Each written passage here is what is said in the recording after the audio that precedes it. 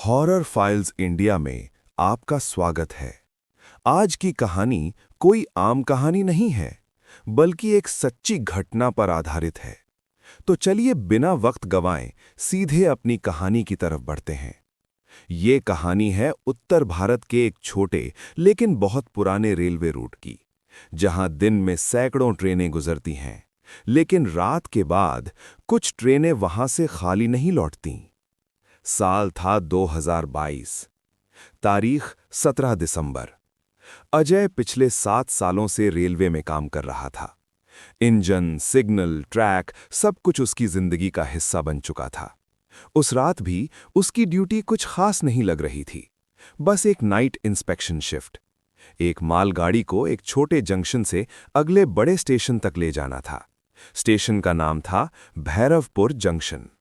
ये स्टेशन दिन में ठीक ठाक रहता है, लेकिन रात के बाद यहां की खामोशी कानों में चुभने लगती है। अजय प्लेटफॉर्म पर खड़ा था, हाथ में टॉर्च, पीठ पर बैग और आंखों में नींद। लेकिन नींद से ज्यादा उसे उस ट्रैक से डर लगता था जिस पर आज उसे जाना था। रेलवे के पुराने कर्मचारियों में एक बात मशहूर थी। भैरवपुर से निकलने वाली आखिरी रात की ट्रेन हमेशा पूरी नहीं पहुंचती। अजय हंसकर टाल देता था, लेकिन आज उसके पेट में हल्की सी अजीब सी घबराहट थी। रात के 11:48। मालगाड़ी प्लेटफॉर्म पर आई। इंजन से गर्म धुआं निकल रहा था। लोहे की आवाज पूरे स्टेशन में गूंज रही थी। लोको पायलट का नाम था रघुवीर। उम्र 50 के आसपास। चेहरा थका हुआ, लेकिन आंखें बहुत चौकन्नी। अजय इंजन के पास पहुंचा। सब ठीक है? अजय ने पूछा। रघुवीर ने एक पल अजय को देखा, फिर धीमी आवाज में बोला, अगर इस रूट पर पूछना पड़े कि सब ठीक है या नहीं, तो समझ लो कुछ ठीक नहीं है। अजय हंसा नहीं, बस चुपचाप चढ़ गया। ट्रेन चली। स्टेशन पीछे छूट गया। जैसे जैसे ट्रेन आगे बढ़ रही थी, आसपास का इलाका और ज्यादा सुनसान होता जा रहा था। खेत, पेड़ और बीच बीच में पुराने टूटे हुए सिग्नल। हवा ठंडी हो गई थी। इंजन की आवाज के अलावा कुछ सुनाई नहीं दे रहा था। करीब आधी रात अजय ने महसूस किया रेडियो में हल्की हल्की खरखराहट शुरू हो गई। उसने नॉब घुमाया, लेकिन आवाज साफ नहीं हुई। फिर एक पल के लिए रेडियो पूरी तरह शांत हो गया, और उसी सन्नाटे में एक आवाज उभरी, बहुत धीमी, जैसे किसी ने कान के पास फुसफुसाया हो, रोक दो। अजय चौंक गया। पीछे मुड़कर देखा। केबिन में उसके और रघुवीर के अलावा कोई नहीं था। आपने कुछ कहा? अजय ने पूछा। रघुवीर ने इंजन से नजर हटाए बिना कहा, नहीं। लेकिन उसी पल वो आवाज फिर आई, इस बार थोड़ी साफ, आगे मत जाओ। अजय का दिल जोर से धड़कने लगा। उसने खिड़की से बाहर देखा।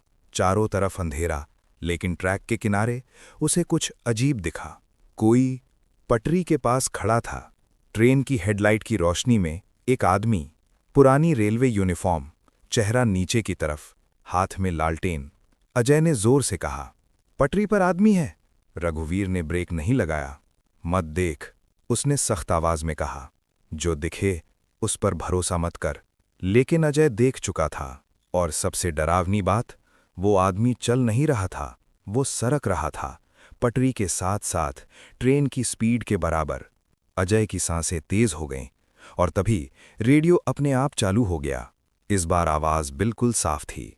अजय मिश्रा, तुम गलत ट्रेन में हो। अजय का नाम। उसने कभी रेडियो पर अपना नाम नहीं बताया था। उसने कांपती आवाज में पूछा, ये कौन बोल रहा है? रेडियो से एक धीमी हंसी आई। जिस ट्रेन में तुम बैठे हो वो स्टेशन तक नहीं जाती। ट्रेन अचानक अपने आप धीमी होने लगी। रघुवीर ने कंट्रोल खींचा। ये क्या हो रहा है? इंजन रिस्पॉन्ड नहीं कर रहा। अजय ने बाहर देखा। आगे एक प्लेटफॉर्म उभर रहा था, लेकिन वो स्टेशन रेलवे मैप में कहीं नहीं था। स्टेशन बोर्ड पर टूटी हुई लाइट के नीचे नाम लिखा था, रुकावट। अजय के शरीर में ठंड उतर गई। ट्रेन रुक गई, पूरी तरह। और उसी पल केबिन के बाहर किसी ने दरवाजे पर धीरे से दस्तक दी। ठक ठक, और बाहर से एक बहुत जानी पहचानी आवाज आई। Ticket checking. अजय ने रघुवीर की तरफ देखा। रघुवीर का चेहरा पीला पड़ चुका था। उसने फुसफुसाकर कहा, अब उतरोगे तो वापस नहीं चढ़ पाओगे। दरवाजे पर दस्तक तेज हो गई और बाहर की आवाज अब मुस्कुरा रही थी। दरवाजा खोलो अजय, यात्रा अभी पूरी नहीं हुई है। ट्रेन रुकी हुई थी। इंजन चालू था, लेकिन जैसे किसी ने उसकी रूह पकड़ ली हो। दरवाजे पर दस्तक अब रुक चुकी थी। बाहर सन्नाटा था, इतना गहरा कि अजय को अपनी सांसों की आवाज कानों में चुभने लगी। रघुवीर ने धीरे से केबिन की खिड़की का पर्दा थोड़ा सा हटाया। बाहर प्लेटफॉर्म था, पुराना, टूटा हुआ, सीमेंट जगह जगह से उखड़ा हुआ। पीली लाइटें टिमटिमा रही थीं, जैसे किसी भी पल बुझ जाएंगी। प्लेटफॉर्म पर कुछ लोग खड़े थे, बहुत ज्यादा नहीं, 5 या शायद 6। सबके कपड़े पुराने जमाने के थे, किसी के हाथ में झोला, किसी के सिर पर टोपी। लेकिन जो चीज सबसे ज्यादा गलत थी, वो लोग हिल नहीं रहे थे। न सांस की हलचल, न सिर का झुकना, न आंखों की पलक, बस सीधे ट्रेन की तरफ देख रहे थे। अजय का गला सूख गया। ये लोग कौन हैं? उसने फुसफुसाकर पूछा। रघुवीर ने जवाब नहीं दिया। उसकी नज़र सीधे प्लेटफॉर्म के बीच खड़े एक आदमी पर थी। वही आदमी जिसे अजय ने पटरी के पास देखा था। पुरानी रेलवे यूनिफॉर्म, हाथ में लालटेन। अब उसका चेहरा थोड़ा साफ दिख रहा था। चेहरे पर आंखें थीं, लेकिन उनमें सफेदी नहीं, बस काला, गहरा काला, जैसे किसी ने अंदर सब कुछ जला दिया हो। अजय ने पीछे हटकर सीट पकड़ ली, और तभी रेडियो फिर से चालू हो गया। इस बार आवाज और भी पास की लग रही थी। उतर जाओ, सबको उतरना पड़ता है। रघुवीर ने रेडियो का स्विच जोर से बंद कर दिया, लेकिन आवाज रुकी नहीं। अब वो केबिन के अंदर गूंज रही थी, अजय के कानों के पास। तुम लोग बहुत देर से यात्रा कर रहे हो। अजय का सिर दर्द से फटने लगा। उसने अपनी कनपटी दबाई, और तभी उसे महसूस हुआ, ट्रेन के पीछे वाले डिब्बों में कुछ हलचल हो रही है, जैसे कोई लोहे पर नाखून घसीट रहा हो। खर्र खर्र। रघुवीर उठ खड़ा हुआ। पीछे मत देखना, उसने सख्त आवाज में कहा। जो भी हो, पीछे नहीं देखना। लेकिन अजय रुक नहीं पाया। उसने पीछे की खिड़की से झांक कर देखा, और जो उसने देखा उससे उसकी रूह कांप गई। डिब्बों की छत पर लोग थे, वही लोग जो प्लेटफॉर्म पर खड़े थे। अब वो छत पर चल रहे थे, धीरे, बहुत धीरे। उनके पैर छत को छू नहीं रहे थे, बस हवा में सरक रहे थे। और उनमें से एक ने अपना सिर उठाया। उसका चेहरा पूरी तरह गल चुका था, लेकिन उसके होंठ हिल रहे थे। वो कुछ बुदबुदा रहा था। अजय को शब्द समझ नहीं आए, लेकिन मतलब साफ था। हम लौट आए हैं। अजय चीख पड़ा। रघुवीर ने उसे झकझोर कर पकड़ा। होश में रहो, डर को अंदर मत आने दो। लेकिन डर पहले ही अंदर आ चुका था। ट्रेन के दरवाजे पर फिर दस्तक हुई, इस बार एक साथ कई हाथ। धम धम धम, धातु कांप उठी। दरवाजे के बाहर वही आदमी खड़ा था, लालटेन वाला। अब वो मुस्कुरा रहा था, लेकिन उसकी मुस्कान में कोई दांत नहीं थे, बस एक काली दरार। उसने होंठ हिलाए और बिना आवाज के बोला, टिकट दिखाओ। अजय की आंखों से आंसू निकल आए। हमने कुछ नहीं किया, वो बुदबुदाया। लालटेन वाला धीरे धीरे दरवाजे के पास आया और लालटेन केबिन के कांच से टकराई। ठक। उस टक्कर के साथ अजय के दिमाग में एक झटका सा लगा। अचानक उसे दृश्य दिखने लगे, पुराने जमाने के। भाप वाली ट्रेन, भीड़, चीखें, एक जोरदार आवाज, धमाका, पटरी से उतरी ट्रेन, लाशें, खून, और वही स्टेशन, रुकावट। लालटेन वाला अब बोल रहा था, लेकिन आवाज सैकड़ों लोगों की थी। ये ट्रेन सालों पहले यहीं मरी थी, और जो इसमें चढ़ता है वो भी यहीं रुक जाता है। रघुवीर ने अचानक एक स्विच खींचा।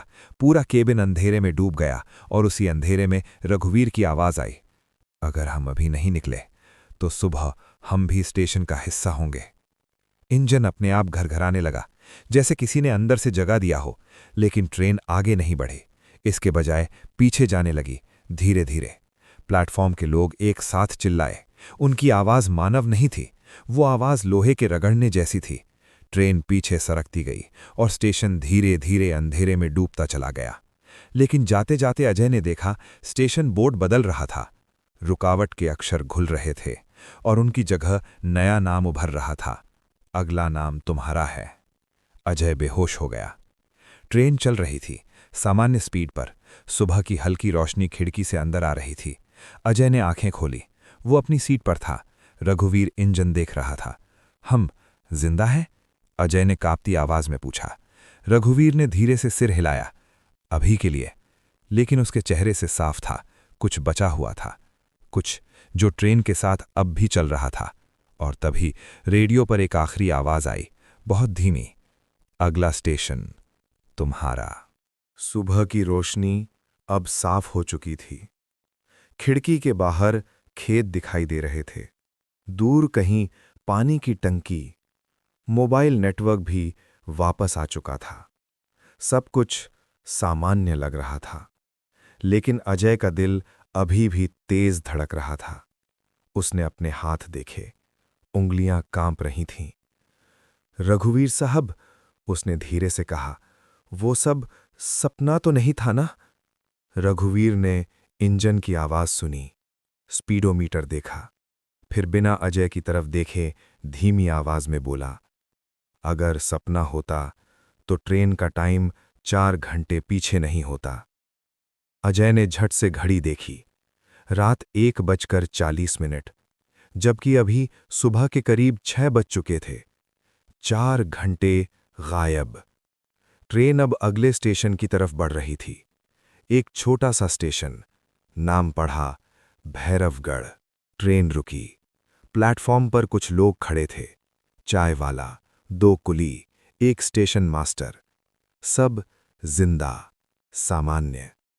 अजय ने जैसे राहत की सांस ली, लेकिन तभी उसकी नज़र स्टेशन मास्टर पर पड़ी। वो आदमी अजय को ही देख रहा था, घूर कर। अजय नीचे उतरा। स्टेशन मास्टर धीरे धीरे उसके पास आया। आप लोग रुकावट से होकर आए हो। अजय का दिल सीने में धस गया। आपको कैसे पता? उसने हकलाते हुए पूछा। स्टेशन मास्टर कुछ पल चुप रहा, फिर बोला, क्योंकि जो भी वहां से होकर आता है उसकी परछाई पूरी नहीं होती। अजय ने अपने पैरों की तरफ देखा। परछाई थी, लेकिन सिर नहीं था। अजय की सांस रुक गई। रघुवीर भी नीचे उतरा। स्टेशन मास्टर ने उसे देखा और सिर झुका लिया। आप बच गए। बहुत कम लोग बचते हैं। अजय ने डरते हुए पूछा, वो स्टेशन क्या था? स्टेशन मास्टर ने आसपास देखा, फिर बहुत धीमी आवाज में बोला, 1948। एक एक्सप्रेस ट्रेन घने कोहरे में पटरी से उतर गई थी। पूरी ट्रेन खत्म हो गई, लेकिन रिकॉर्ड में उस स्टेशन का नाम कभी दर्ज नहीं हुआ। सरकार ने लाइन बदल दी, पर आत्माएं वो लाइन नहीं छोड़ पाईं। अजय के दिमाग में वो लालटेन वाला चेहरा घूम गया। वो टिकट क्यों मांग रहे थे? अजय ने पूछा। स्टेशन मास्टर ने कड़वी मुस्कान दी, क्योंकि वो मानते हैं कि उनकी यात्रा अभी बाकी है और जो उनके साथ चलता है वो भी यात्री बन जाता है। अजय की आंखें भर आईं। और अगर कोई पूरा रास्ता तय कर ले? स्टेशन मास्टर ने सीधे उसकी आंखों में देखा। तो वो ड्राइवर बन जाता है। अजय ने पीछे मुड़कर देखा। रघुवीर इंजन के पास खड़ा था, लेकिन उसकी परछाई प्लेटफॉर्म से अलग दिशा में जा रही थी, जैसे किसी और रोशनी से बंधी हो। ट्रेन का हॉर्न बजा, ड्यूटी खत्म होने का समय। रघुवीर ने अजय को देखा और हल्की मुस्कान दी। घर जाओ, उसने कहा, अब तुम ठीक हो। और आप? अजय की आवाज भर्रा गई। रघुवीर ने कुछ नहीं कहा, बस इंजन में चढ़ गया। ट्रेन आगे बढ़ी। अजय प्लेटफॉर्म पर खड़ा रहा, देखता रहा। जैसे जैसे ट्रेन आगे बढ़ती गई, रघुवीर की परछाई धीरे धीरे लंबी होती गई, और फिर पटरी पर एक और परछाई उससे जुड़ गई, लालटेन वाली। ट्रेन मोड़ के पीछे गायब हो गई। स्टेशन मास्टर अजय के पास आया। याद रखना, उसने कहा, अगर कभी रात में ट्रेन रुके और स्टेशन का नाम याद ना आए तो मत उतरना। अजय ने सिर हिलाया। उस दिन के बाद अजय ने रेलवे की नौकरी छोड़ दी। आज वो दूसरे शहर में रहता है, लेकिन हर कुछ महीनों में उसके फोन पर एक अनजान नंबर से मैसेज आता है, टिकट दिखाओ। और उसी रात खिड़की के बाहर उसे बहुत दूर एक ट्रेन का हॉर्न सुनाई देता है, जो उसके शहर की किसी लाइन पर नहीं चलती। आज की कहानी यहीं खत्म होती है। उम्मीद है आपको वीडियो पसंद आया होगा। तो वीडियो को लाइक जरूर करें, हॉरर फाइल्स इंडिया को सब्सक्राइब करें और बेल आइकन दबाना न भूलें। हम फिर मिलेंगे एक और डरावनी कहानी के साथ।